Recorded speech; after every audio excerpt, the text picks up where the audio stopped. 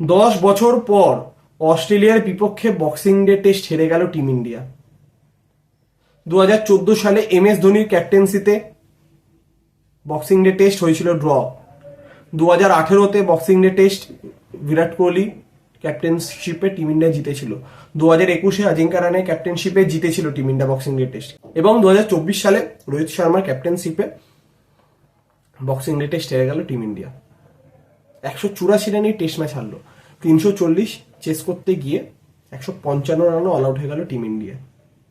জয়সওয়ালের 84 আর ঋষভ পান্তের 30 বাদ দিয়ে দিন, কোনো একটা ব্যাটসম্যান 2 ডিজিট রান করতে পারেনি।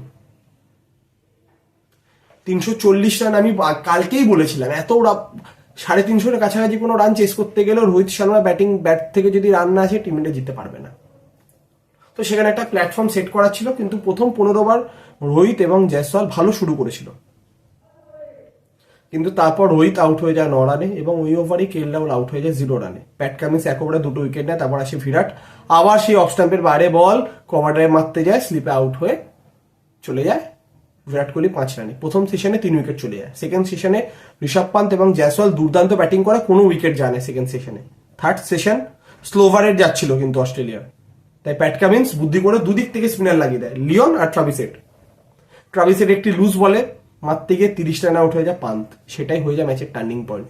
তারপর জাদেজা আউট হয়, তারপর নীতিশ আউট হয়, তারপর সেই বিতর্কমূলক জয়সওয়ালের আউট, যেখানে স্নিকারে কোনো ডেভিয়েশন দেখা যায়নি, কিন্তু থার্ড আম্পায়ার, বাংলাদেশের যে তিনি থার্ড আম্পায়ার ছিলেন, তিনি তার মনে হয়েছে যে ডেভিয়েশন হয়েছে, তিনি আউট দিয়ে দেন। তারপর আকাশদীপ আউট হয়, যেখানে দেখে মনে হয়েছিল ব্যাটে বল লাগেনি, কিন্তু স্নিকারে ডেভিয়েশন দেখা গেছে বলে থার্ড আম্পায়ার আউট দিয়েছেন।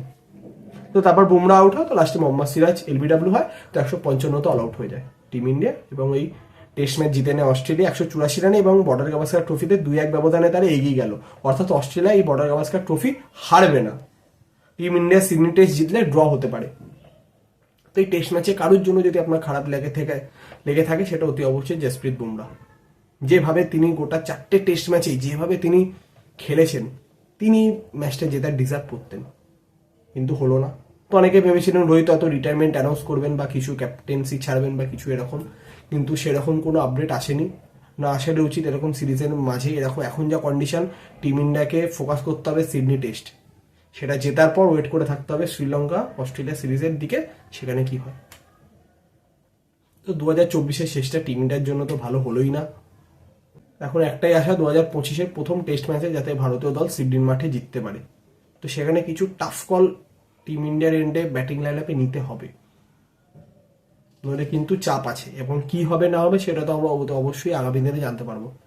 তো আজকের মতো এটাই আপডেট, যে অস্ট্রেলিয়া ভারতকে বক্সিং ডে টেস্টে 184 রানে হারিয়ে দিল, এবং ম্যান অফ দ্য ম্যাচ অতি অবশ্যই প্যাট কামিন্স, 2 ইনিংস মিলিয়ে 6টি উইকেট এবং ব্যাটিংয়ে তার কন্ট্রিবিউশন।